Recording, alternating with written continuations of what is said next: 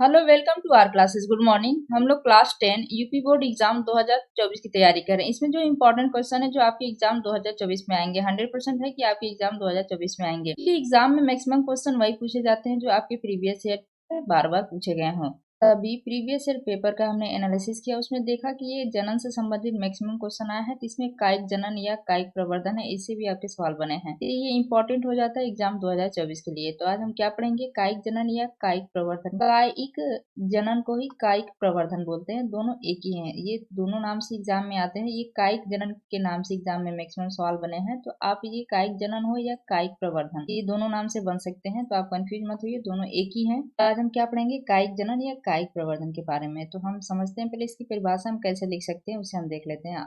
आसान भाषा में कैसे हम लिख सकते हैं कि कुछ पौधों में नए पौधे का निर्माण उसके कायिक भाग जैसे कि जड़, तना, पत्तियों आदि से होता है, इसे हम कायिक जनन या कायिक प्रवर्धन कहते हैं। जैसे कुछ पौधों में नए पौधे का जो निर्माण होता है, उनके कायिक भाग जैसे कि हम कह सकते हैं उनका जड़ है, तना है या पत्तियों आदि से होता है, तो उसे ही क्या बोलते हैं, हम कायिक जनन या कायिक प्रवर्धन बोलते हैं। तो ये आप परिभाषा में लिख सकते हैं, छोटा सा, ये याद करने में इजी है। फिर उसके बाद हम समझते हैं कि कायिक जनन जो है ये प्रजनन की एक अलैंगिक विधि है। अलैंगिक विधि क्या होता है, अलैंगिक विधि या अलैंगिक जनन किसे कहते हैं कि ऐसा प्रजनन में इस विधि में नर और मादा दोनों युग्मक जो है भाग नहीं लेते हैं। इस विधि में कोई एक जनक ही संतान को उत्पन्न करने की क्षमता रखता है, मतलब कि कोई एक हो उसमें उसी से उसका संतान उत्पन्न हो जाएगा। और इस विधि में सबसे बड़ी बात यह है ना कि इस विधि में जो उसका संतान होता है वो 100% अपने जनक के समान होता है। कायिक प्रवर्धन द्वारा प्रजनन केवल पौधों में होता है। कायिक प्रवर्धन में नए पौधे इन्हीं प्रजनक अंगों की सहायता के बिना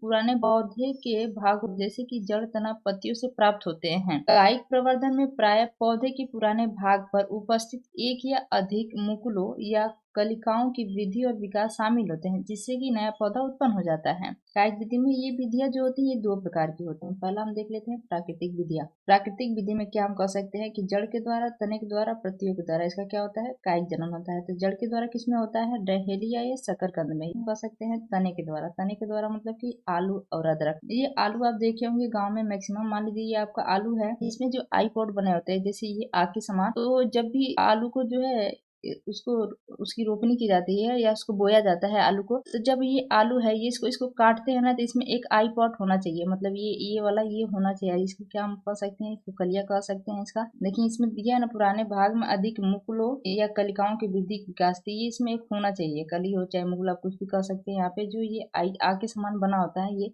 इसको ऐसे काटते हैं 3 भागों में। ये छोटा छोटा टुकड़ा जो है ये मट्टी में, ये इसी मट्टी में गाड़ दिया जाता है, तो यहीं से कलियां से यहाँ से निकलता है। आलू को काट के आलू जब हम बोते हैं तो फिर नया आलू निकलता है, तो वो आलू की तरह रहता है। अब यहाँ पे हम देखते हैं पत्तियों द्वारा, जो पत्तियों द्वारा होता है कायिक जनन किसमें होता है, ब्रायोफिलम। ब्रायोफिलम आप समझते हैं, इसे क्या बोलते हैं, पत्थर चट्टा। गाँव में क्या बोलते हैं इसको, पत्थर चट्टा, मतलब कि पत्थरी की दवाई के लिए। मान लीजिए ये हमारा पत्थर चट्टा है, तो यहाँ पे इसको पत्ती को ऐसे आप जमीन में बस रख भी देंगे थोड़ा सा ऊपर ही, बस हल्का फुल्का मिट्टी, तो यहाँ पे उसकी कलियां होती हैं, यहाँ पे, यहाँ से, तो ये पौधा यहाँ से फिर ये जर्मिनेट हो जाता है, यहाँ से निकलने लगता है। ये इसे हम क्या बोलते हैं, हम पत्थर चट्टा बोलते हैं। पथरी की दवाई में ले यूज करते हैं लोग, इसे पत्थर चट्टा बोला जाता है। यही दिया है कि पत्तियों द्वारा ब्रायोफिलम की पत्तियों की कोर पर, इसके कोर पर जो होते हैं कलियां होती हैं, जो विकसित होकर नया पौधा बनाती हैं, यही बता रहे हैं। अब आते हैं कृत्रिम विधियां। ये कृत्रिम विधियां में रोपण, आम का पौधा क्या करते हैं, हम रोपते हैं। दूसरा हम देखते हैं कर्तन या कलम, जैसे कि गुलाब है, उसको गुलाब की, मान लीजिए हमारा गुलाब है तो